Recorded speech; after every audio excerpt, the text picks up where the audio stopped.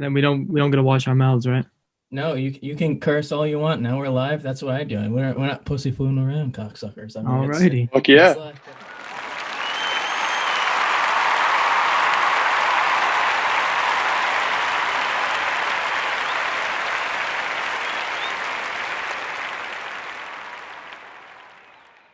And welcome to the Iced Tea and Meme Show with your host, Noel Dog. I got my iced tea here. I got my meme book. We got a good guest, so stay with us. We'll be right back with the Iced Tea and Meme Show hosted by Noel Dog. And welcome to this week's episode of the podcast, Iced Tea Meme Show, episode number 5. This is my monologue where I tell some jokes that I wrote that I think were funny at the time. This week I got more. I got 30. Usually I got about 15, 12 to 15, maybe 16, maybe 20. So this week I did a little bit more because this episode, kind of a milestone, I guess. 5 is a decent amount, a special number for me, I guess, now. As I get on. Anyways, without further ado, let us begin. The sports world we go, as it was announced that late last week that Stephon Diggs won the Receiver of the Year award after having an impressive first year with the Buffalo Bills after being traded from the Minnesota Vikings, my team, earlier this offseason. Diggs can now stop whining like a baby and get the attention he wants, similar to Trump when he whines about unfairness to his cult. It was made official over the weekend that the U.S. men's junior hockey team defeated the Canadian junior hockey team. It was a countrywide jubilation of glee. In reality, it wasn't that big of a deal, seeing as they'll just choke in the Olympics, like usual, similar to the Republicans in the Georgia Senator runoff race, I should say. It was announced earlier this week that Devonta Smith, Alabama's wide receiver, won the Heisman Trophy, making him the first wide receiver to win the award in decades. I was going to make a joke about this one, but I couldn't find anything to laugh about this, seeing as this didn't really matter to me, seeing as Alabama would just choke next week in the national championship game. But on a more positive and interesting note, Alex Smith and the Washington football team made it to the playoffs after the last few years of uncertainty with Alex Smith's leg injury and leg in particular, and Washington trying to be relative even after getting rid of their name. They finally have come back to averageness, just averages, nothing else. Doug Pearson and company were in some hot waters last week as the Philadelphia Eagles were one of the final teams to be eliminated from the playoff contention list after a few questionable decisions by their head coach. I guess benching your starting QB for someone else to get reps and taking the game is relevant. Sorry, what I typed here wasn't that good. It was made official that certain NFL head coaches were not being retained and would be getting fired at the end of the season. Shitty teams finding their crappier coaches such as Anthony Lynn and Doug Marrone is more expected than Republicans letting Democrats impeach Trump, not for one time, but 2 times. Speaking of NFL coaches, it was made public that Marvin Lewis was interviewing for the Detroit Lions head coaching job earlier this week as he looks to get back into the spotlight after making the Bengals more of an embarrassment than Eric Trump working for his father. ESPN made it official, announcing that this year's upcoming NCAA March Madness is being held entirely in Indianapolis. Last time this much excitement towards Indianapolis was when the Captain Square Forehead took the Colts to the Super Bowl and won. Sorry, Peyton Manning. I had to. During the pandemic, small businesses have been struggling to stay in business, as many of them have had to make the tough choice of shutting down. Luckily, the fan-favorite Barstool Sports has stepped up to the plate by raising nearly $25 million for small businesses.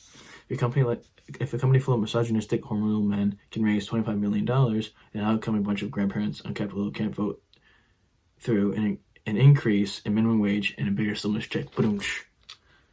As always, the Cleveland Browns found another way to be the embarrassment of the NFL again, as it was announced that half a dozen of personnel had caught COVID-19 and would be out of the entirety of the playoffs, including their head coach, Kevin Stefanski. Browns made the announcement that the special teams coach, Mike Pricker, would fill in as coach. This decision makes about as much sense as far writers condoning Trump's action of the last 4 years. It was a big night for Stephen Curry last week as he would go on to score 62 points this past Sunday against the Portland Trailblazers. 62 points. This would set a record in the NBA as well as a big step in the direction of the old version of Steph Curry. Finding out that a professional women's basketball team owned by Kelly Loeffler helped beat her was more interesting than that stat line. ESPN also announced that Trae Young was leading the race for early MVP voting already, as millions of people across the world couldn't give less of a shit about a team that is still irrelevant. As we shift to the entertainment news portion of the show, on a more sad note though, My thoughts and prayers go out to Dr. Dre as it was announced that he suffered from a brain aneurysm. Maybe then that'll help him make better music. Cardi B was in the news recently as she was found getting into a war of words with WWE superstars during their WWE Raw Legends Night on Twitter last week. No, this past Monday. If I don't want to watch WWE now, I'm definitely not going to watch it later when the human version of a loud parakeet signs to WWE, if that happens. In more positive news, it came to light that the longtime children's television show Caillou was getting canceled after 20 years on the air. It's a long time. Parents around the world were rejoicing at this news more than the people in Emerald City after the witch melted into thin air. For some reason, a lot of parents hate the show, just like how a lot of Republicans hate Democrat people. In a bizarre set of events, we all found out that Kim Kardashian and Kanye West would be divorcing after 8 long years together. What is more interesting about this is that it's reported that Kris Jenner, my favorite name, Kim Kardashian's mother, might have something to do with this, along with Yeezy possibly cheating on Kim with makeup mogul Jeffree Star. It must be at a low point in your life if you're getting hot in the sheets with someone of the same plumbing. Don't get me wrong. There's nothing wrong with that. If that's the path he wants to go, that's fine. But, you need to reevaluate your life if you choose Star as your next partner, especially after, tapping Kim K a few times. One of the most weird things, I should say, not interesting, but one of the most weird things about this past weekend was the news surrounding former Charlie's Angels, Bond Girl, and one of the most weird things, and interesting, I guess you could say. One of the most weird things about this past weekend was the news surrounding former Charlie Angels, a former Bond Girl, and That 70s Show, Tanya Roberts. First, it was reported that she had died, I think it was December 23rd, after collapsing after walking her dog. Then it was reported that she wasn't dead via her reps and her former boyfriend, before it was officially announced that she had died. This was about as weird as Republicans and members of Trump's cabinet denouncing what happened at Capitol and disagreeing with Trump. In all serious note, though, I do give up my hopes and prayers and condolences to Tanya Roberts' family, friends, co-stars, and anyone that's ever acted with her that's still acting and alive. I liked her on That 70s Show, and I don't remember what Bond movie she was in, but I liked her. She was in Roger Moore, so I liked his movie, so I really feel bad because I liked her character, though. On That 70s Show, she was nice. I'm sure she was nice. I don't know, though. Harry Styles was spotted holding hands with 34-year-old Olivia Wilde this week, which caused a stir up in the media as fans thought he had switched governments a few weeks prior. According to U.S. News Online, Bobby Shmurda, famous rapper, is eligible for release in February from prison. Just like Kanye getting divorced, I just don't care about overrated artists like him. I care more about my father buying the correct flavored water than if some rapper gets released later than when fanboys think he should be out. Came out that Britney Spears' conservatorship, I almost couldn't say that. Her conservatorship was extended until September 21, with her father looking to continue sinking his poisonous teeth into the life decision of his once bearable daughter, Britney Spears. She's been more embarrassing with burning her home gym with candles and Elaine Chao resigning as Secretary of Transportation 2 weeks before Trump leaves office. And finally, entertainment news: Cobra Kai Season 3 has been released on Netflix to more global critical acclaim than any of the prior seasons. With this new season, sweats around the world can stay in their room and go try and watch the show and dissect every bit of it on their YouTube channel. Don't worry, I won't do that here. To the political world we go. The Democrats officially took back the Senate as Reverend Warnock and Ossoff defeated incumbent senators Perdue and Loeffler in the Georgia Senate runoff race earlier this week. After all the support Trump gave to these people and the effort he put into them winning, them losing is more embarrassing than Trump being kicked off of Facebook, Instagram. Late last week, an audio clip was leaked of a phone call between President Trump making threatening demands and comments to the governor and Secretary of State of Georgia to flip their presidential votes his way for him. All this behavior is now expected from the Big Peach Baby. Although this behavior is now expected from the Big Peach Baby, I should say, this is an all-new low for someone trying their best to hold on to the shitstorm they created. Sorry, I couldn't think of anything funny to say, seeing as babies act better than the shit he pulled. Recent addition to the Biden cabinet, that's yet to be appointed, Janet Yellen, has been reported to have collected $1 million from public and corporate speeches.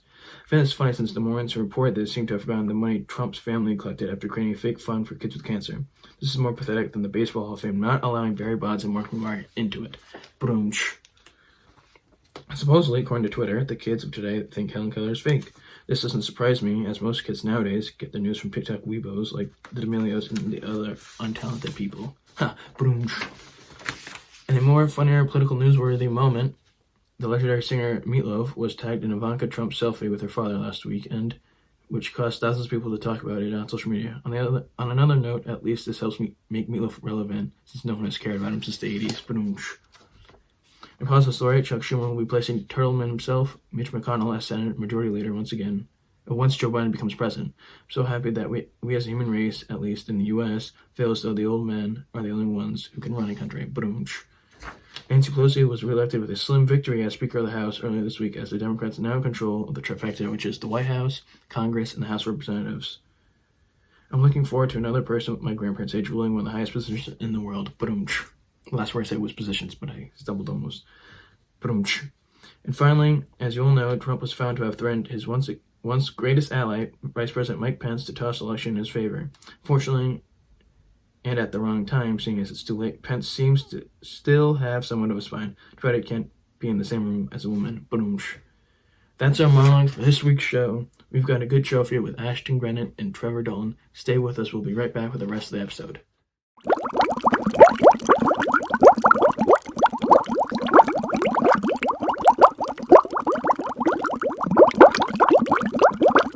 Here, welcome back to another motherfucking episode of the podcast. I got to be careful of cursing because my mother's in the room over with a class with elementary school kids, and I don't want them to hear this person cursing. But oh well, I always back myself in the corner. Anyways, welcome to another episode. This is episode number 5, I believe, if I can count right. I usually can't, but there we go. With my dear pals, the man, the cool, the suave, the calm, cool, and collective man stuff all the way from Massachusetts. You have him like Damian Lillard with the last second shot. He is calm and collected to shoot it. Ashton Grenon, right up here. How we doing? The man himself from the West Coast, California. Man himself, California love. The man himself, the soccer man. Trevor Dalton, what's going on, my friends? Thank you for joining me. Of course. Thank you for having us. Yeah, thank you. Well, I mean, I want to get into it quickly, immediately. I had planned, and this isn't, against any of you at all. I enjoy you both greatly, seeing as that you're the only two cocksuckers who, have stuck by me after everyone else kind of fell to the wayside freshman year, thinking they're too good for this motherfucker. They got Ugats on me. But I had originally had someone a few weeks ago, and then they backed out because exams, and then they never got back to me. So I had to bump everybody up. So I'm really appreciative of having you two on this early. But what I want to get into immediately, there's been a lot of stuff that's been going on in the world as of late, especially in the United States, especially on the East Coast here. Now that we're all back here, COVID and what happened in Washington, and boy, it's been wild. What's it been like? I mean, I know Trevor, you're back in Maryland, but for you, I want to start. What was it like? What's it like with COVID back in California? Is it non-existent where you were, or is it Oh, well, it's existent. I'll tell you that. It's there. I mean, especially Southern California, there's a pretty big outbreak going on right now. A lot of the places are shut down, barbers, no indoor dining, stuff like that. Only outdoor dining. Because I know, obviously it's prevalent in places like Florida and stuff like that, but is there a large population of people who are denying it, or is it mostly people who are realize it's real and they're kind of following the rules? I think in California, it's a lot of people that are following the rules. At least where I'm from, especially, a lot of the people are following the rules. Wearing masks and stuff. I don't think that there's any disagreement there. All right, now, are you close to LA? Or are you further away from there? I'm about 2 hours south of LA, and 30 minutes north of San Diego. There you go. So you got the cream of the crop when it comes to the pie of choice. Oh yeah. None of this Rhode Island shit where they're all have fake spray tans. What was I gonna say? But no, California though is a big. They really suffered with COVID. But I know there are definitely people who don't like Gavin Newsom. But I think overall, similar to Gina, he's tried his best and trying to solve this, but they're not going to please everybody. Mm-hmm. How would you rate his performance though? For I say it's pretty. It's been all right in the sense that he is trying to stop COVID. I know recently, I think the big debate with him is how he's treating these small businesses that have had to shut down due to COVID. But I know recently he signed something where they're raising, I don't know the exact amount, but they're raising money for small businesses, which is good. I think that's what's the big debate right now, is whether or not these businesses should be open or not. So, but I know now he's raising money, which is good. So I think, a lot of people are just going to disagree and a lot of people are going to agree. That's, the beauty of America. So. Yeah. We're not living in no communist Russia or North Korea. We got the exactly Rocket Man in charge and kind of clip us or something. Ashton, I want to go to you next. I had a friend last week who's from Massachusetts, Medfield to be exact, and he kind of mentioned what it's like with COVID there, but from your perspective, a different perspective, which is another good thing about fucking America. How would you assess the situation, whether it be where you are in Massachusetts or in general as a whole? I mean, I think Mass specifically, for me, it's felt pretty smooth. I think Governor Baker is doing his best. He's super transparent, so we appreciate that out of a fella.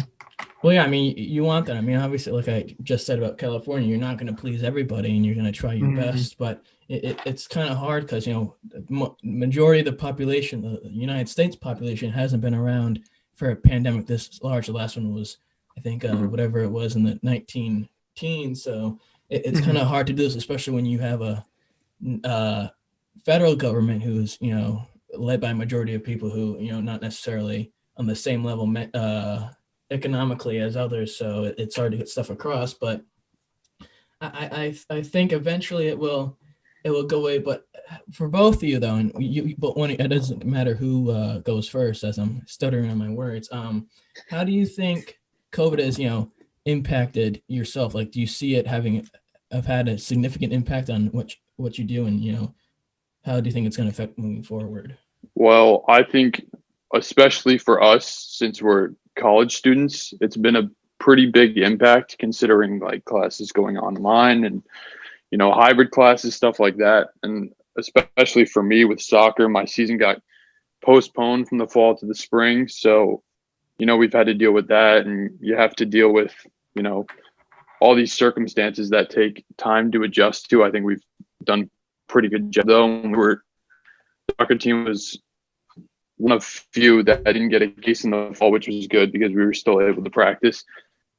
So I think it's been an adjustment, but it's necessary in order to stay on path and be successful as a college student and as a college athlete. And I just think that you got to do your job to socially distance and hope that the spread goes down, especially at college, because we obviously want to stay here to study and see friends and stuff like that, and for me, play soccer. So that's my opinion. How about you, Ashton? Yeah, I agree with him. Online classes are clearly an adjustment, but some professors are pretty good with the online technology these days. So, but one we had wasn't very good. No, we don't know if we're going to mention him. But. Oh yeah, no, we're not going to mention that Mama Lou. That guy, whatever. No, don't fuck it, because I don't give a fuck if Muntzgard sees this. Fuck him. I have a class with him next semester, so I might not want to say that. But this son of a bitch. We were in person one day, then we weren't another day. And first of all, he oh my gosh, he's annoying. Yeah, he was something else. He posted one thing online, and that was it. Then there was something else, and he got sick 2 days, and this and that, and I'm like, here's my diagnosis. Okay, I don't give a shit. Like, it was just like, oh my gosh, like you have to realize, you might not be great at like playing this stuff online, and I can sympathize with that degree, but we're relying on you, and like we don't want to be fucked over at the end when shit hits the fan for us. And like this, I was a cunt away from making Dean's List again, but of course one of my classes had to screw me over at the end. But what else is new? No dog's always about getting screwed over it. But I think that's a good point too, is how like I think a lot of like professors have done a really good job, and then some of them are just doing a really shitty job.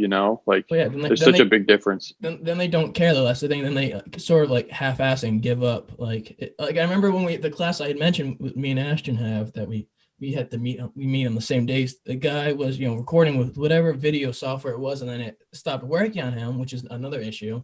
But then he's like, fuck it, I'll just do another video software and hopefully that works. And it's like, hopefully you got to make sure, because some of these kids can't show up, they can't make it to campus, or they're sick, and what are they supposed to do, especially with the professor who might not be consistently uploading stuff, which is annoying. If they don't email back, it's ridiculous. And I think it's also sad, because I was mentioning this to Ashton before the start. I screwed up and didn't sign up for all my classes right away, so now I'm still scrambling like Tua Tagovailoa for getting one more class, and or I should say Jalen Hurts, but then again he got benched for barely even playing. And I tried signing up for a class, and the professor was like, "Oh yeah, due to COVID and my classes being hybrid, I've had to deny people, so I can't help you." So I was like, oh, "Fuck you, motherfucker!" And I said, "Get out of here." No, so I had to figure out, but what was I gonna say next? How do you think? Speaking of sports, as I go full, cluck. Do you see, what they're doing, whether it be for yourself or, national professional sports with the bubble? Do you think that's going to be, lean more towards that maybe in the future, or do you see it just for, the time being? Well, I think the bubbles scenarios are kind of over, because now we've been able to adjust and get used to COVID more. I think at first when it started happening, we were kind of scrambling, and like NCAA tournament last year for basketball got canceled. Everybody was just really, really scared, and now we've had time to really think things through and adjust. So I think that the bubbles are out, but I think for a while still, it's just going to be, some stadiums are going to have no fans. Some of them are going to have limited. I know for the Super Bowl, they're going to have limited fans down in Tampa Bay. So, and then obviously you hear these things about, whether or not playoffs are going to be in bubbles, with regular season not in bubbles, and then playoffs are going to be in bubbles. And then there's debates about that. I think that, from what I've heard, nothing probably is going to be in bubbles. It's just going to be all stadiums. Well, I know, and then depending on the team. I know that the I don't mean to cut you off, but I know that the Bills were going to allow like 5,000 or 6,000 fans, which were interesting. But I was going to say, I can ask you this, Ashton, to even out the conversation. They said that, and I'll mention this in my monologue once I uploaded them together. That the NCAA tournament this year will happen, and it'll be all played in Indianapolis. What are your how do you assess this? Do you think that's a good idea for them to do? Yeah, I think that's a good idea. I mean, that's the safest if you think about it. If you just have them all in the same area, and they put them in hotels, and they can't go out and about and do what they college students want to do, because at the end of the day they are college kids who still have to mature a little bit. But I remember when the Olympics, I think it was 2026 or 2028, whenever it was, or 32, that they were going to have it in Boston, but then they didn't do anything. They said, no, that's not going to happen because there's not enough space. And I mean, which that would have been cool, to have locally, at least for me and Ashton, go up to Boston to go see some Summer Olympics. But on to more pressing matters. Fuck the Olympics anyways. We never win. Always the Japs. What I want to do, actually, no, I'll talk about sports. So there's some big news for some Boston sports. I mean, I know Trevor's not a huge Boston fan, but I'm a Patriots and a Celtics fan. So I got some Boston. You got some. That's why I said you're not the biggest. Come here, little cocksucker. I know. I'm just saying, you're from LA, so you're not there, or California. Yeah. You're not a diehard. You're not like everything. Correct. You have a tattoo to your lower calf. But I know the other man in this conversation is from Massachusetts, and he's a big fan. Yes, but sir. There's been a lot of out with the old and in with the new. You have the Patriots not having Tom Brady, not having Gronk. Who knows what Julian Edelman? You just had the other day the Bruins move on from whatever his name is, Chara, Chara. Big right? Z. Yeah. Yep. The European dude. Who was the other? Yeah, that's all I can think of. And then the Celtics, they've been building the last few years, but in the Red Sox, I'm not even going to talk about them. Yeah, we don't need to talk about them. Because they're straight dookie. They're more dookie than what my dog does in the backyard. But what do you see as the future though for teams like the Patriots, especially with Cam Newton not coming back potentially, and the Bruins moving on? It's super interesting. The Patriots are completely, for the first time in our lifetime, it feels like they have to rebuild. Yeah. And I don't even know what to expect. We haven't seen Bill, rebuild because we just had Tom and we've been good for so long. But I think the Cam experiment is definitely over. He's gone. He's out of town. And it's going to come down to the draft, which we haven't had much success in over the years, but hopefully we can find stuff, right? Belichick will draft a place kicker before he builds a team. Yep. He's all about his position players. He'll find some stuff. He'll draft someone from the North Pole before they fucking rebuild that team. Yep. But no, it's interesting. Like you said, a lot of Boston sports have been, consistently, up there to certain degrees. I mean, obviously there's been years that they haven't, but it's just, I was laughing comically. I like the Celtics to a certain degree. They're not my favorite team, but they're up there. And, I hate the Red Sox and I'm not a big hockey fan. And it's just the majority of my life, the Patriots and teams like that, they've always been there. And, for them and they've never really had to rebuild. I mean, the Bruins have had a few rough years recently, and they did win the Stanley Cup. But it's interesting, when you have a team like these that, build at one point and they stick with it. There's no, building for the future. And I was laughing when everyone was saying, oh, Cam Newton, he's going to bring them to the playoffs again. They're going to win another division title and they're going to win a Super Bowl. I'm like, bro, this man was out, I believe, near the end of the year, and he had 2 concussions, and this guy is straight garbage. And I even knew it during the fucking start of the year. This motherfucker's running the ball, 2 concussions. He weighs 250, and he's like 6'4", whatever it is. He's huge out there. He's huge, and he's not. It's like our pal Big Hunt, which I'll mention in the show. He's not all there in the head. He no comprende a lot of the time with plays that he makes. He forgets how to throw sometimes. Yes, I think, of course, you have the Stonewall himself, Bill Belichick, who doesn't comment on anything, and it's just why waste all this fucking money on Cam Newton when you have Jared Stidham and whoever the bullfuck is on that team and build them up in? But oh well. Yeah, Stidham looks like ass too, so he's not the answer. Well, they're all not there. But what I wanted to say, speaking of sports and regional sports, I know we've mentioned this before, big LA man over the big California, Anthony Lynn. What do you think of Anthony Lynn being fired? I mean, it's definitely an interesting case because he's been relatively successful. And then you've got this talk about him being a black coach and how that can, start debates and stuff. I personally think it was time to move on. The rest of my family, my brother, my mother, and my father are all 3 Chargers fans. Ooh. And they believed that it was time to move on too. The thing is for me is that the Chargers have a roster that is stacked and they're going under 500. So that's the big problem with me. Yeah. I mean, you've got Justin Herbert who looks phenomenal. I mean, he is a beast. And so I think it's the right decision. I think they just need a change. And I think that right fit for them is a young offensive minded coach, kind of like Sean McVay. Yeah. I mean, maybe Stefanski. Yeah, Stefanski, and then so I'm saying maybe like a Josh McDaniels from the Patriots, a good offensive-minded coach that can help.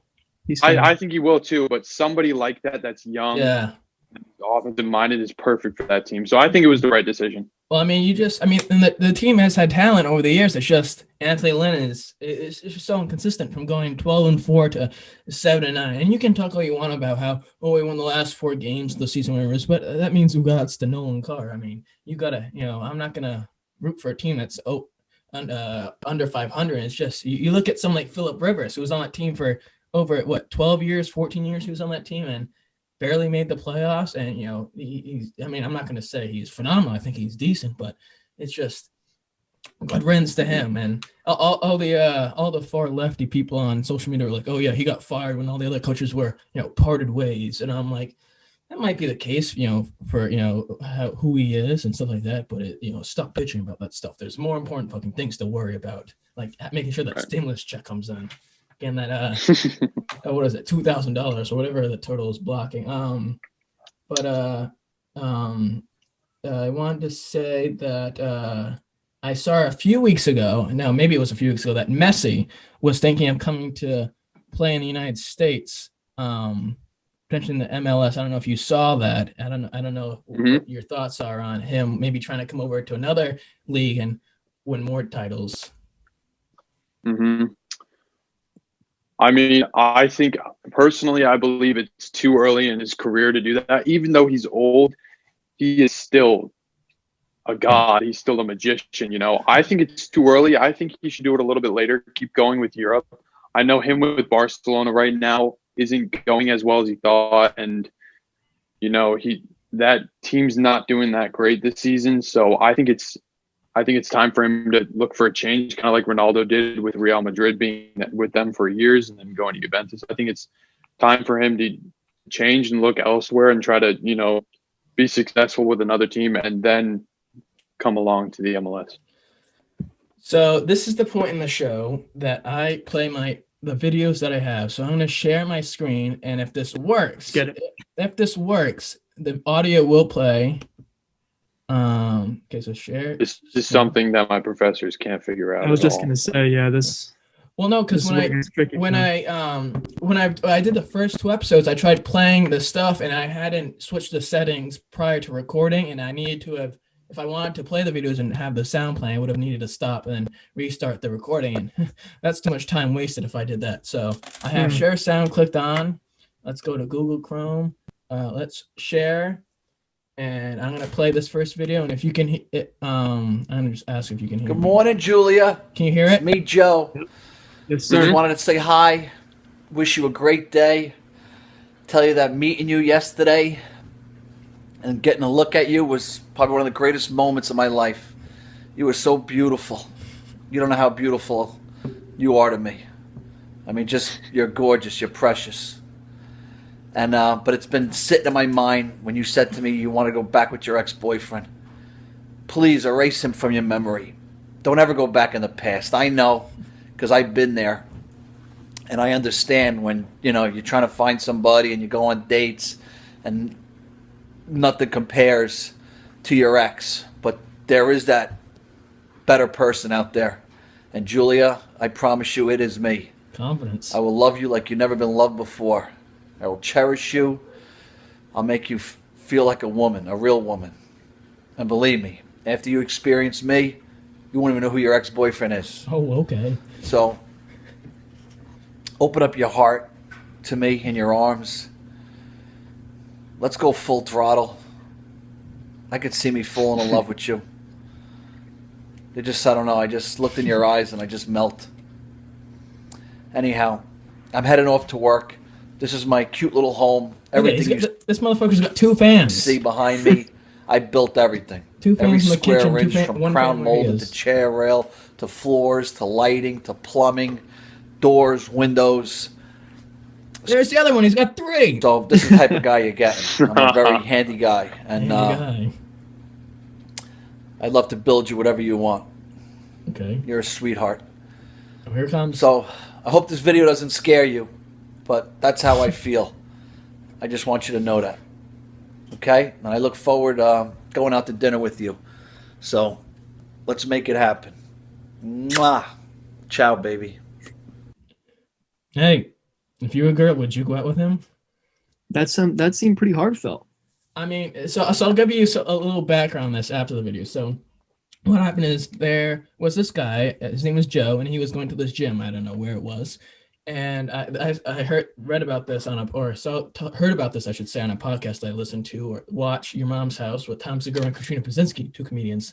Anyways, they were sharing the story about how this guy, Joe, was at this gym and he saw this girl and he was so infatuated by her that he paid so much attention to her and was after her so much that he memorized who she was on the sign-in sheet and saw where she signed in.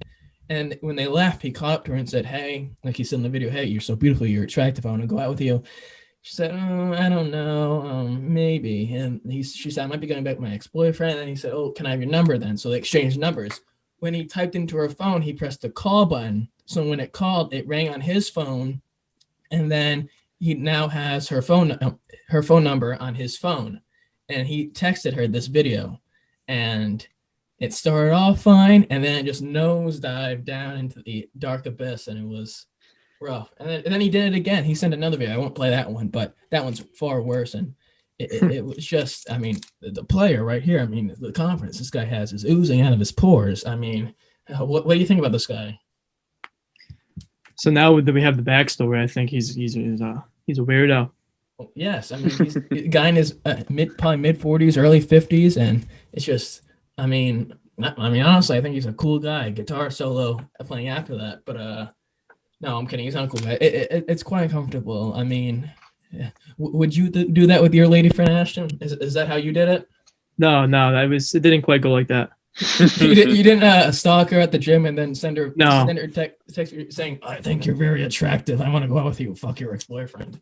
No, if that was the case, I probably wouldn't be where we are. So. Yeah, you probably on the nightly news saying this, but the girl eventually, after she got the second one, she ended up blocking him and telling him to fuck off. But that's the first video. But like I said, I found it off this podcast I watched. Your Mom's House is great for stuff that's a little crossing the line for humor. It's the thing to watch. This is another great one. This next video, shorter, a little under a minute.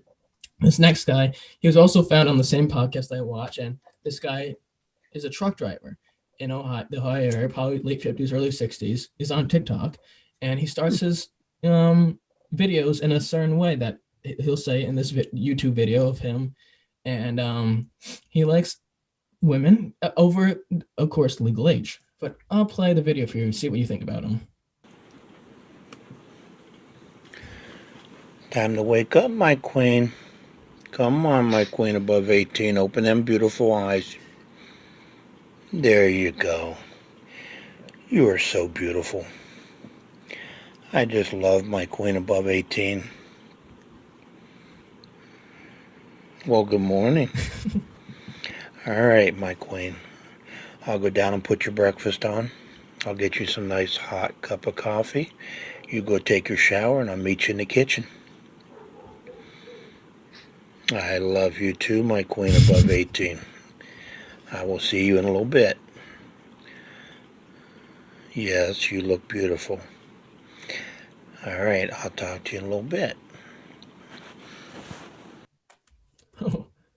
I mean, the balls on this guy to just do that. I mean, I love the POV shot, him leaning over extra luggage and all. It was just, like I said, though, he on TikTok, he starts this video saying, good morning, my kings and queens above 18. So he specifically specifies that they have to be over 18. And he, originally in his videos, it was just like, hey, let me see them boobies. Let me see them hang through that shirt. And it was just, I was like, what the hell is this guy doing? And he thinks it's perfectly normal, I make people feel good and stuff like that. And he put one video out there on TikTok saying how one video and someone, I don't know if you know, but how you can comment and you can make a video about that comment. And someone said, oh, I feel uncomfy. And he said, oh, what do you mean? What does this person mean by comfy? And I said, this person feels uncomfy when some old guy is asking for weird stuff being sent to him. And he got all triggered by that and said that I have weird thoughts in my mind. And I was just like, this guy is, insane. Is that how, I don't know, that might be too personal, but is that how you greet your friend, Ashton? No, not ever. You wake up in the morning, line up the camera and be like, good morning, my queen above 18. You're looking beautiful this morning. That has never crossed my mind either. I'll get a nice A-cup, and it's not a cup of coffee, it's a cup of coffee, and I'll get the breakfast warm and you get in the shower and we'll get the day going. Yeah, that guy is something else. I don't know. I've never seen that guy before, but yes, he's got a he doesn't have a website. He's got an email, and on the email you can email him for merchandise. He's got sweatshirts, tank tops, pants, cups, and it's kings and queens above 18. And you have to email him Venmo, then PayPal, order what size merchandise, where you're buying it from, and I'll send it to you. And he's interesting. He's an interesting cat, but I find it interesting how like these old men are just using social media. Like it's funny, and they're getting decent views and stuff. Yes. Like Oh, I yes. think it's funny. Which is weird because one of us could post something normal. It might not get a whole lot of views, but then you got this guy who's similar to the president, who's warping people's minds, and he gets all this attention, which they shouldn't. And it's weird. And they're asking for stuff, and I think this guy that I just showed, I'm sure he got in trouble before asking for stuff from someone who might not have been of age, and it was definitely interesting for him and a wake-up call, but then he plays it off. But no, his video is really progressed. This is one of his more, besides the impressive overlook hanging over, it was more improved, because at first he was just asking for something, that was it, and now he's improved and made it more things. But he's got a Snapchat, so if you want to add him, I can send you his Snapchat later through his TikTok. I don't have him added, but No, yeah, I think I'm all set, but I appreciate that. he likes it when people, obviously of the opposite gender, send him videos of what they're doing at their party. So if you're at a family party or a cookout, he wants to know what you're up to, and he thinks that's perfectly normal. Anyways, that's it for him. This guy I found on TikTok as well. This guy is probably one of the coolest kids ever. His name was Haig, Heg. He's from Australia, and this is one of his videos. Hello there all. My name is Welvis. Welvis. Welvis, sort of a mixture between Elvis and Wolverine. And I'm as dangerous as it gets. Today I'm going to be showing you some moves I learned. So we have to crunch up. Hiya, hey, hey, hey, hey, hiya, hiya, hiya, hiya, hiya, hiya. The ha, hiya, huh, huh, hiya, hiya. Also, they got the karate kick. Hiya, hiya, hiya. Also, the claw karates. Oh shit. So. Oh. Yeah, baby, I got these. That's right.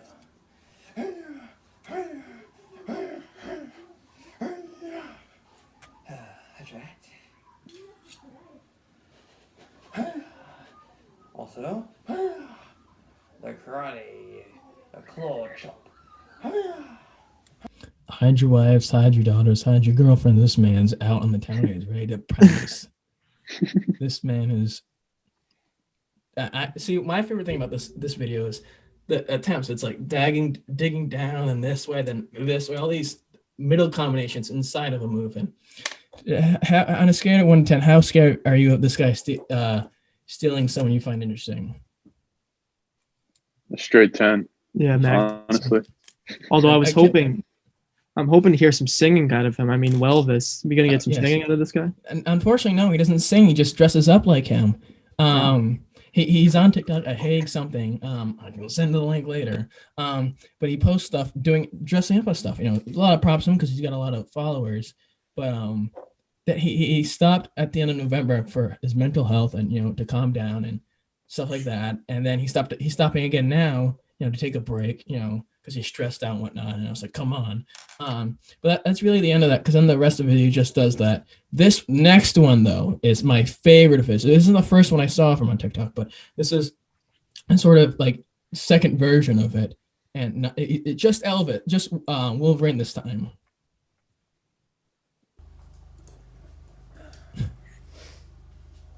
Okay, bud, where's the girl? Now we can do this the easy way or my way. Yeah, you want to start talking or should I start clawing? Because these bad boys will no. But these bad boys love the taste of blood. Now, start talking with the mutant or I will start clawing. And trust me, I will. Now, Want to tell me? Or will these tell me? Make you tell me. Good. There. Really? 5 guys with guns. They're a match for over-ringed claws. Hurts! Great rule of thirds. Now, let's try this again, shall we? Where's the girl? Or the claws will make you tell. You don't believe me? Ha! See, think I'm joking? Talk, or I'll make you talk. Oh God. Over there. Good. Never mess with the Wolverine. Oh shit. Well, what are your thoughts of this guy? The second video. Which one out of the two? Which one's the more scarier? I think number 2 is with the claws. Yeah. I just, honest to God, I want to know what the fuck he's smoking, because this guy is on some.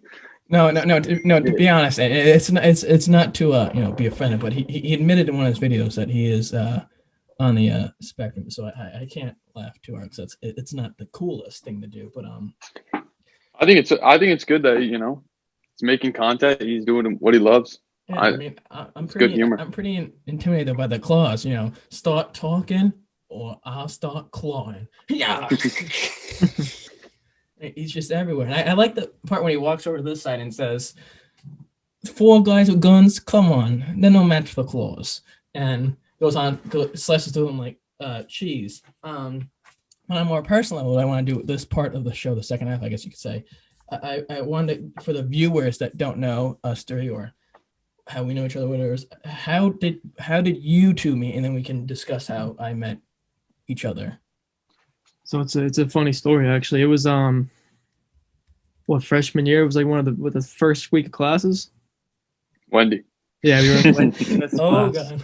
Yeah, of course. We were in her class and we just parked next to each other that day. We just happened to sit at this desk that had 2 seats in the back. We were in the back because we weren't there for Wendy. Yeah. And she made us do this assignment where we had to get to know the person next to us. So we did like our name, where we're from. We did a quick write-up. And then we passed it along, and then we had to share each other. And then after that, Trevor and Ashton became the Batman and Robin, as they say. Yeah. No, Just something, as simple as that. I remember it too. It's so funny. That class is top tier. I mean, I didn't really learn anything. Oh, we didn't exactly. No. But I mean, it's top tier. Well, no, that was the class was loaded with studs. I mean, everyone in the back row who wasn't really. I mean, I don't want to say anything false. I mean, obviously we're always there, to get an education, but there's always that one teacher you have once in a while, maybe once every year, that little out there has had too much of the expired milk, if you know what I'm saying. And yeah, I'll never forget when she didn't use the internet, right? So that one day, I think me and Trevor were on the way to class, and we see people from the class coming our way who said there was a post-it on the door that we didn't have class today. Yeah, no, she just was insane. And Wendy, I forget what her last name was, but she was our writing, what was it, like 101 teacher? I think it was 106. Yeah, 106, yeah. And she was just, she didn't use it. She had a cell phone, but she locked it in a car at 6 p.m. to 6 p.m., or her truck, I should say. Hated kids, hated all her nieces and nephews at like gatherings, had cats or dogs, and would lock them up in their cages. And even if she heard them crying, she would just leave them in there and just sleep. And it was just like, what is your problem? What Kool-Aid are you drinking? And she was just insane. I remember one class we had. She was all paranoid because she like parked somewhere where she didn't think it was. It was a handicapped parking spot because she was late. And she said, she will leave class we'll end class halfway just 'cause I don't want to get a ticket. It was just, and she always, there was a small group of people in that class that would always, get A's, A pluses, A minuses, because she found that stuff interesting. And everyone else was B minus, Yeah, C that was me. plus. And Mhm. no, that was me as well. I think it was all three of us. And lucky to get a Yeah. B or B plus. And it's just she was high pitched and squealing, and it was just ridiculous. But I think I would have to relate similar to what Ashton had said, where, and I guess to a certain extent what Trevor said, that I think walking into that was one of the, I think that might have been like the first class I had of the day or the week or even the semester at URI, and I didn't really know anybody in the class like any time, and especially if you don't know no one you live with is in your classes at first. And I think I tended to hang with, I think it was Hunter, and then AJ was there, and then I think as time moved on, and everyone started to make each other laugh more, becoming comfortable with everyone. Everyone was starting to be more close and more friendly. And I think that's where it kind of started. And obviously, you exchange contact information and stuff, and it kind of sticks afterwards. I mean, and obviously, we'd go different ways, even though we lived at Hillside. And definitely there were some fun times had that when running into each other at night on campus, whether it be Yeah, me and Ashton loved going there. I'll tell you what.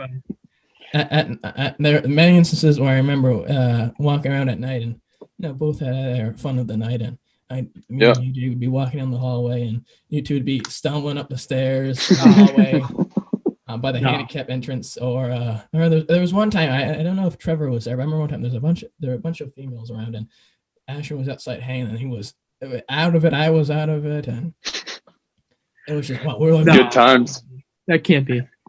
Yeah, I don't know. You must have seen like two other kids. There was a bunch of people outside. And I know for a fact Ashton was there, and what's going on? it was wild. And I was leaving because the people I was hanging with were on the run to go somewhere else, so I had to catch up. But it was Hillside wasn't too bad. It wasn't too bad. I mean, I wish I wasn't living in the handicap stall section, but it is what it is. And then after that, it was rough. But no, it has been, and I'll save my sentiments fully till the end, but it has been a fun ride. Like I mentioned earlier at the beginning of the show, two people who have stuck on this train of Nolan Dog since the beginning. So I really appreciate you both are wonderful, wonderful people that I enjoy conversing with, because there's always a laugh, and there's always understanding of bullshit between whether professors or other people. And I think it's been wonderful. What else did I want to mention? So Mr. A dear friend of ours that we've experienced on multiple occasions as a professor. Now we haven't had us three haven't had him in a few years now, so it's not the same relationship as it once was. But we once had a great man, for those who don't know, Professor John Pantalone, head of the journalism department. He's the GOAT. Veteran of journalism, would be magazines, newspapers, would be. He is the GOAT. For those who don't know who he is, and these two guys, my dear friends, can attest to it, he doesn't give a shit who you are, where you've been, where you come from, what your school is. He will tear you a new one every day, and if you let him, he will do it constantly and relentlessly. He has done it to me. He has done it to Hunter numerous times, which is glorious. That man there's nothing upstairs. He's done it, I know, to both of you at least once or twice. Oh, absolutely. It was very shameful every time you walked in late. Yeah.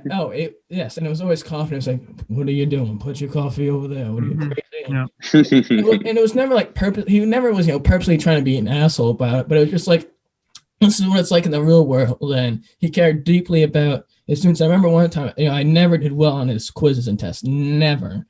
And, he pulled me out to the side after class, and he talked to me and said, what the hell are you doing?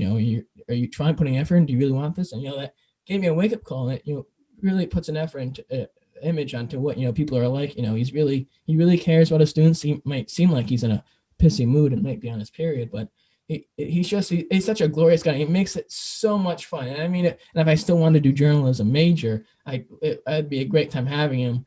But he's just, you can't really explain him, because he's just one of a kind. And I'm trying to think of, I think one of my favorite memories, though, from you guys can share yours as well, is when we had him at Rodman for 221, and the girl, Dos Nombres, Cara Lewis, whatever her name was talking about how you identify as, or a cisgender or a polygender, whatever it was. And he was like, "What are you talking about? What does this mean? How do you say you are a man but are a woman and feel this way?" And she was getting triggered, like feminist, like ACAB triggered, like it was like I shouldn't say it was funny, but I was just like, oh my gosh. And he was starting to raise his voice as well, because he's older, in his late 60s, early 70s, and so some stuff is harder for people of that generation to understand. But oh my gosh, it was unbelievable. I was just like, what am I watching? Because this is like television. This is what television is made of. What he was saying, he's just such a. I miss him. And there was one time when I was walking back from CVS or something like that, and I think I saw him driving. He drives like one of those big GMC Arcadia, or no, Ford Explorers with the step-up ladder, and it was a red one. I don't know if it was him because he almost hit me. And he looked backwards and then looked away and sped down to where he was parking. He's a great guy. I love him. If you both have a memory that was different than mine, what was it of your favorite memory of Jay Pants, as he's called? Well, I mean, for me, it was just like, typically with my professors, I don't like to really get in trouble and yelled at. Yeah. But with him, it was kind of like, it was kind of funny, Yeah. Me and Ashton walked in late tons of times, and he would just give us that dirty look, every time. He didn't even say anything. He just looked at us. Yeah. But I can't think about one specific memory, but I loved his classes. I really did. Yeah. I thought they were fun. Oh, and plus you learn stuff as well. I mean, Ashton, I don't know, what was your, do you have a favorite memory, or is it similar to Trevor's? Yeah, I mean, it's just him as a whole, honestly. Yeah. He's so unique. I don't think I'll ever have a professor like that again.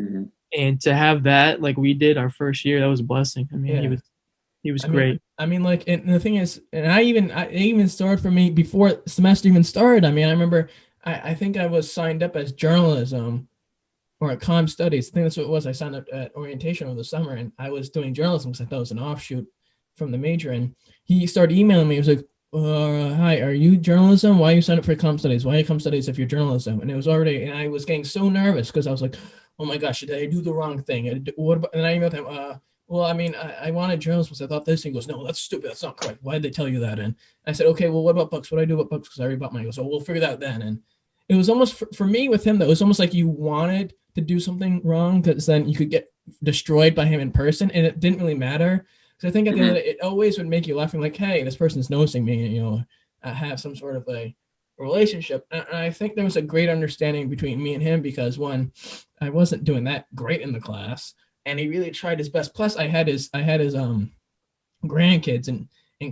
for the summer camp I worked at a few years ago. Or one of them I went to school with, another I had as a camper. And I think he showed a great appreciation for me because I looked after his grandson. But he's such an interesting guy, and it's such a pleasure to have him in class. And I think he's very serious, and he's very regimented, and really trying to get down to a point of doing stuff because he's not going to horse around, and he doesn't use technology a whole lot, and anything will get him going about something, whether it be politics or Trump or this or that. And he's a great guy, but not as great as the next person I want to bring up, our old classmate, a person who I was running with for a bit of time, Hunter.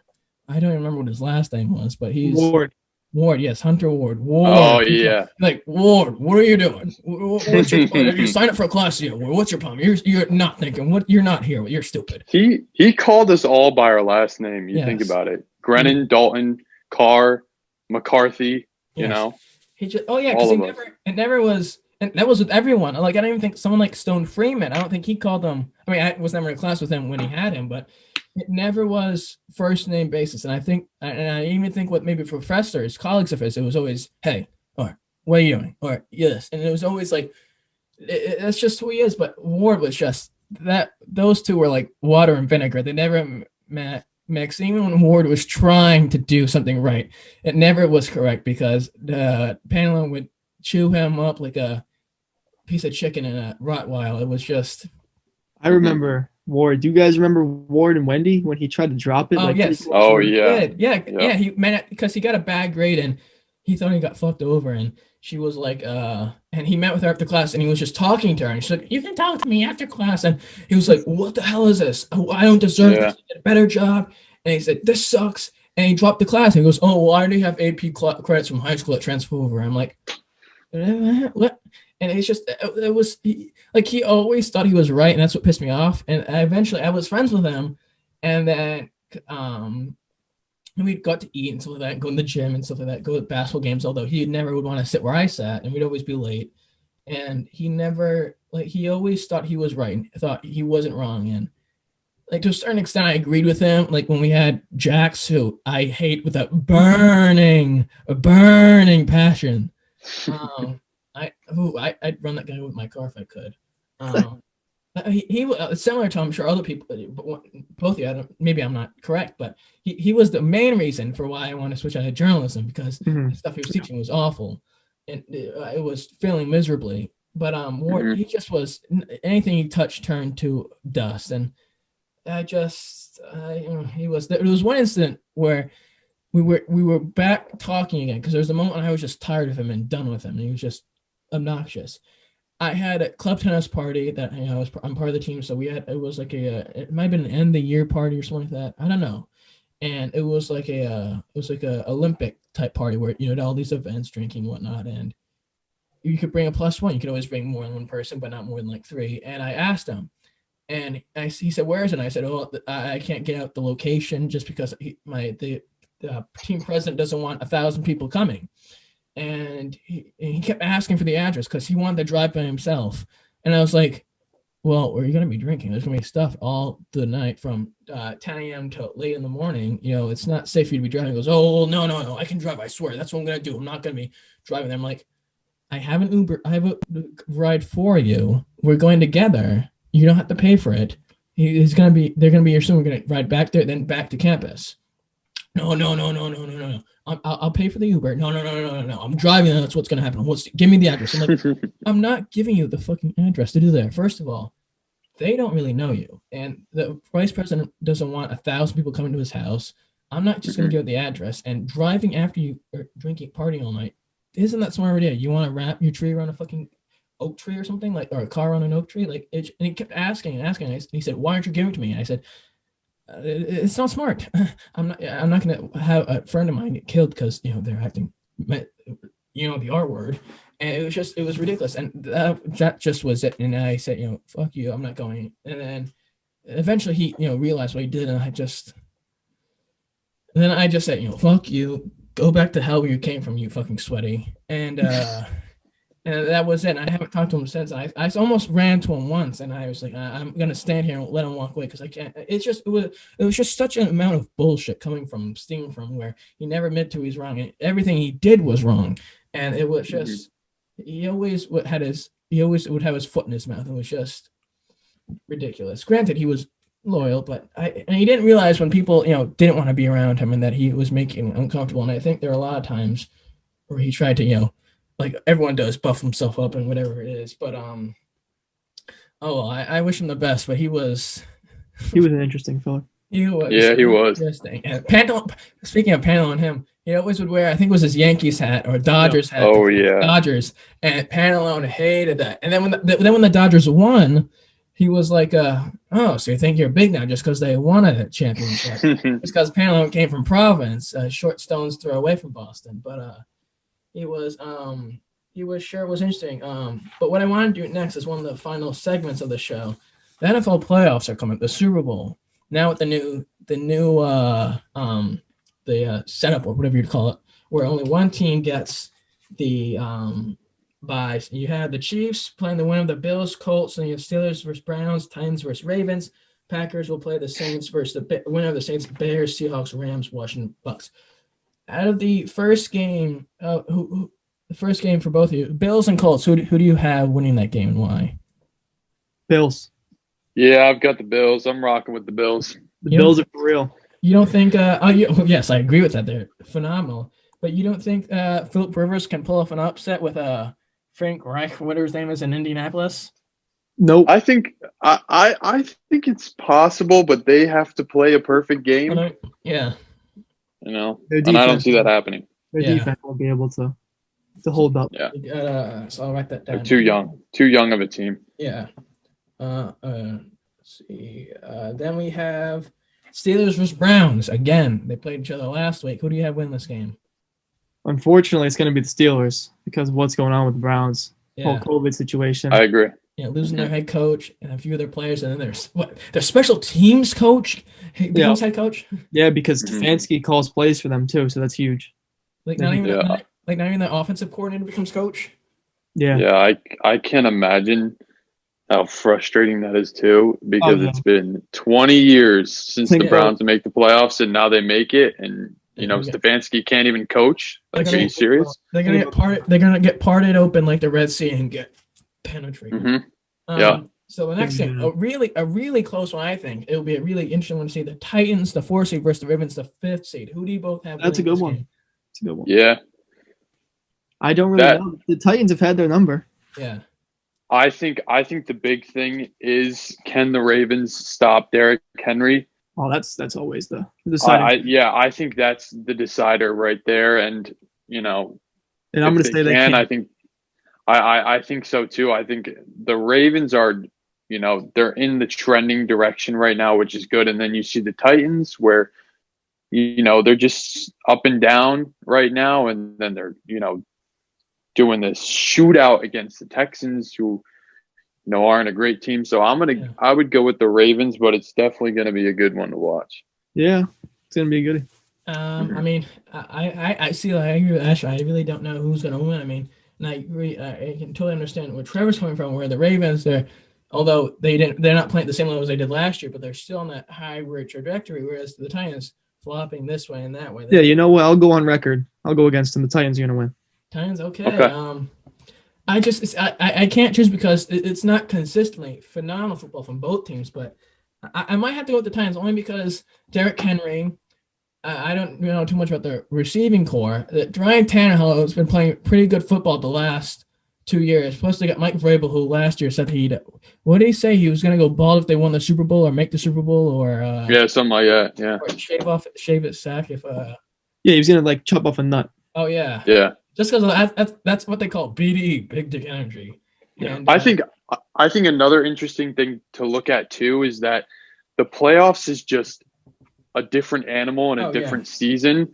And if you look at it, this is a good argument for why the Titans will win, is that the Titans last year in the playoffs were very good. The Ravens, they stunk. Lamar Jackson has not been good in the playoffs. So I think that's a good argument for why the Titans will win. I think also that with the Titans, and I'll move on to the next game after this, in the NFC, last year the Titans, if I remember it correctly, they weren't not only they were a wild card game like that this year, but people really weren't expecting them to make the playoffs. They weren't really bet on. People weren't expecting them to go that far, and then they make it to the AFC Championship game. Now this year they have a whole year under the belt with this new squad to be believed in more. So I think I'm going to go with the Titans. They're going to surprise some people in this tough game. So obviously you have the Packers and Saints versus Bears. Saints. Going with the Saints, but I honestly wouldn't be surprised if the Bears won. The Saints again, like I just said, the Saints in the playoffs, they suck. They're not good. Okay, they do, but the Bears can't. The Bears can't score. Yes. They can't score. Yes. I agree. But I'm telling you, I'm not going to be surprised if the Bears win. I could definitely see it because Mitch Trubisky has, from time to time, had some flashes of good football, but it's not consistent. And the Saints will win, but the last few years, my Vikings, who stunk this year, had their number, and they find a way of choking every year. But I'm going to go with the Saints. Seahawks versus Rams. Now, this is a good one because we don't know if Goff's going to play. Yeah. Mm-hmm. But this matchup is always tough for Seattle. I don't know what it is. But every time they play the Rams, it's never. Well, is it in Seattle or is it in LA? It's in Seattle. Yeah, that'll be tough for LA because it's whenever they play. I mean, there won't be fans there really, but if Goff plays, I'm gonna go with the Rams. But if he's out, it's the Seahawks.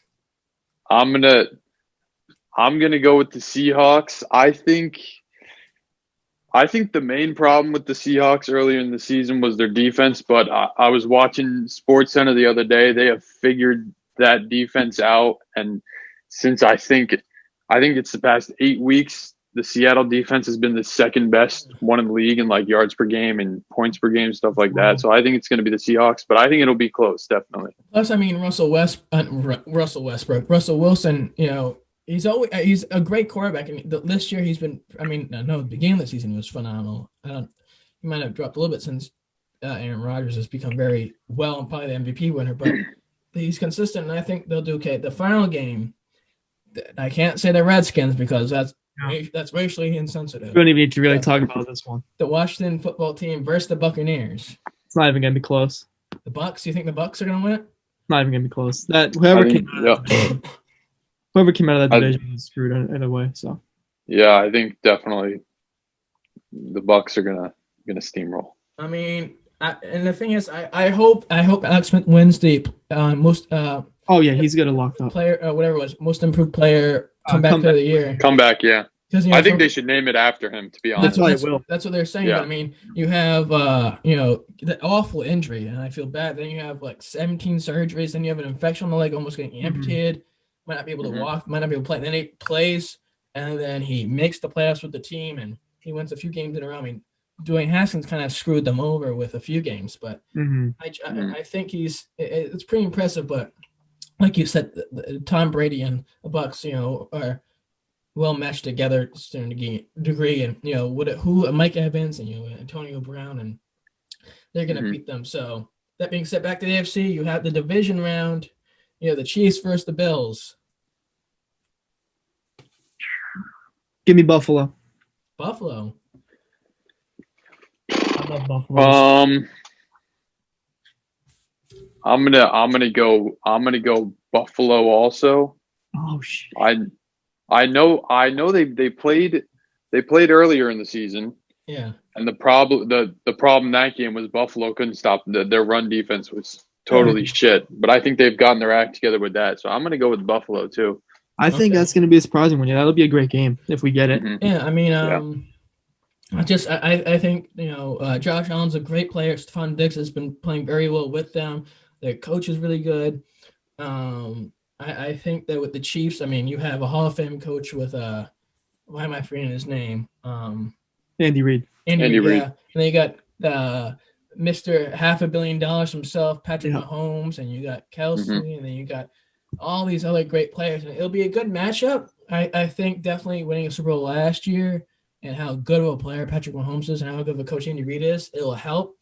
I think the Bills are on a good roll, and I think that now this game I think now they'll entering the playoffs, it'll be harder for them down the stretch because it's better teams and it's more of a test for them, chess match. But I might have to agree. I might have to say Bills. I mean, I don't care who wins. Either team I'll be happy with, but I think I'll have to go with Bills. The Juice himself, OJ32, says that he has the Bills making it a far ways into the playoffs. It's possible.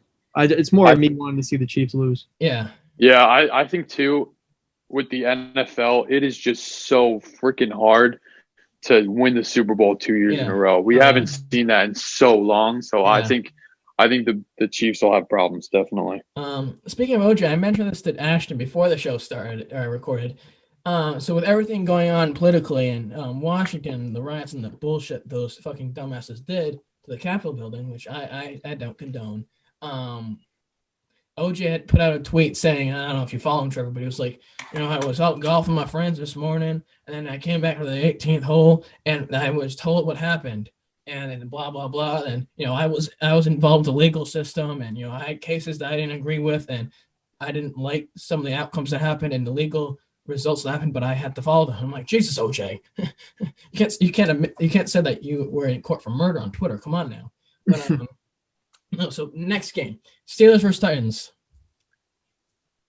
It's a good one. Yeah. The Steelers have looked flat the last few weeks.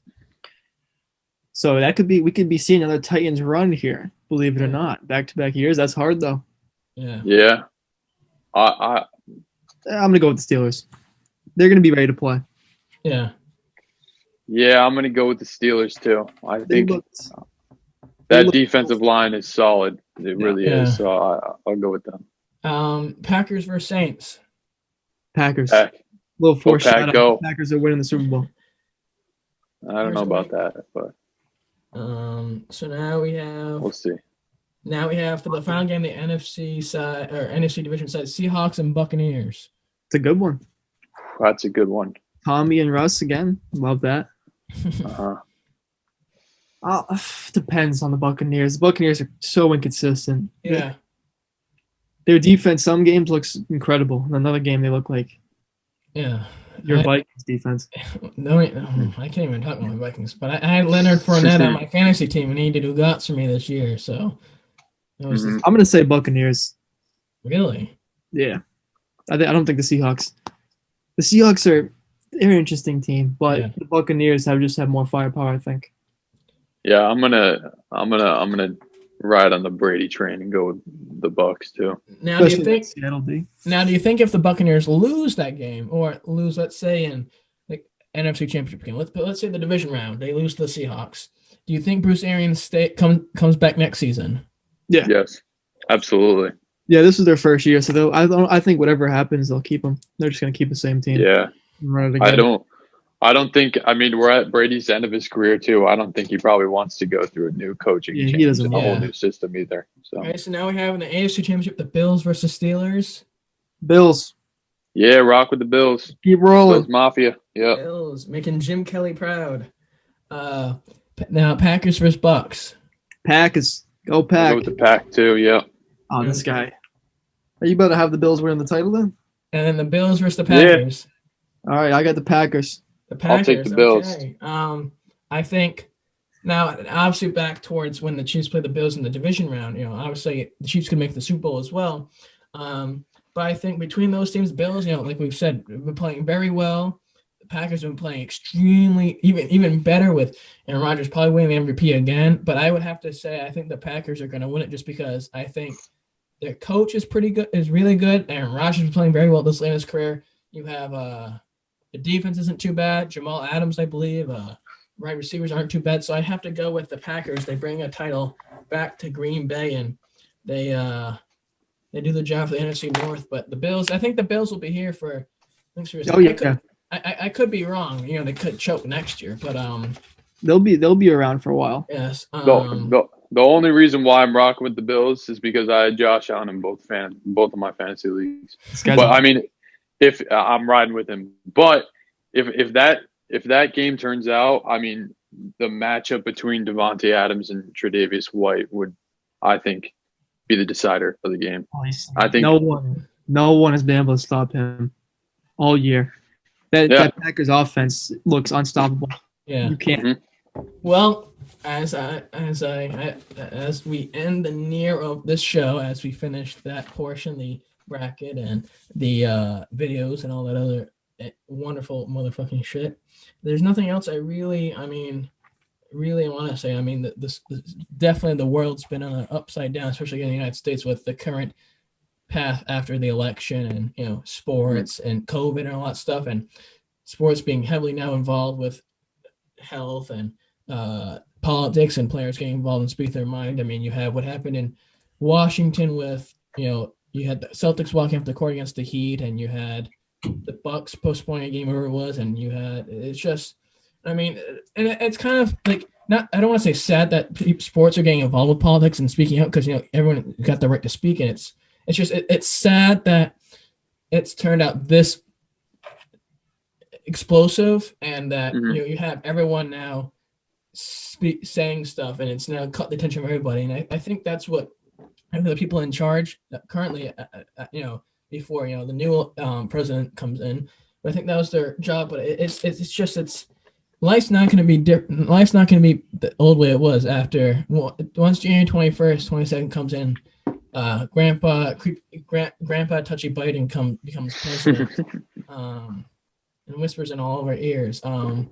It might go back to normalcy, but it's never going to change again. I know Chuck Schumer had said that yesterday will live in infamy, and I feel bad for all the people who were affected by it. I say big fuck you, motherfucker, to all the people who thought that was cool invading the Capitol building, but it's just life will be back to normal eventually once COVID goes away, and it'll be interesting. But we'll see. Hopefully that this vaccine. I mean, us three, we won't get it till June or whatever. Oh, we're not gonna get it for a while. But So we're just gonna keep our safety. gotta wear a mask. Don't be like Yeah. those fucking dumbasses yeah. in Florida. But Mhm. what I want to say sincerely from the bottom of my heart, especially to all my viewers, thank you both for coming on here. I know you both have busy lives and both have other stuff to do, so I'm not going to keep you any longer. But this means a great deal for you guys to come on here for episode number 5 of the Ice-T and Meme Show with yours truly, Nolan Dog. Always got a rep with the sunglasses and the captain said, always looking for the next great adventure. This is a great fun. Like I said earlier, I appreciate you both greatly. You both are good friends, and I enjoy how much that you've stuck by and let Nolan Dog hang around a little while longer. Hopefully, you both definitely will be back. I would like for you both to be back in the near future, whether it be together or separate. That will be discussed. Sounds great. But yeah, as I end this, this is episode number 5, as I said. Titled, I don't know what I could title this. I guess I can title it Wendy. That's Sure. Yes, That's perfect. I'll title it Wendy. So on YouTube and all the else, it'll be titled Wendy. So as I usually say, this will be on this. This is Thursday. I usually do a Wednesday, but I made a special deal with friends. I had to. It was the only way. I was out in Newport yesterday. You were out in Newport getting the. He's a cliff walk actor. Yeah, he was getting the cliff walk all the way right, and the other guy was coming back from LA. So certain things adjustments were made perfectly. This could have gone perfectly, but as I always say, this will be on YouTube later tonight. The Ice-T Meme Show channel. This will be on SoundCloud, Spotify, Apple Podcasts, and anywhere else you can listen to it. The same name, the Ice-T Meme Show. Don't forget to like and subscribe. Follow, share with all your people, your family. The Instagram account, follow the handle, Ice-T Meme Show, No Dog. Actually, it's just the Ice-T Meme Show. But as I say, take care. Stay meme and scheming. Yours truly, No Dog. Thank you for having us. Oh, no problem. Thank you. Coming on today. I want to thank you all for watching this great episode. Catch us next week around the same time for another episode of the Ice-T and Meme Show with No Dog. Take care and good night.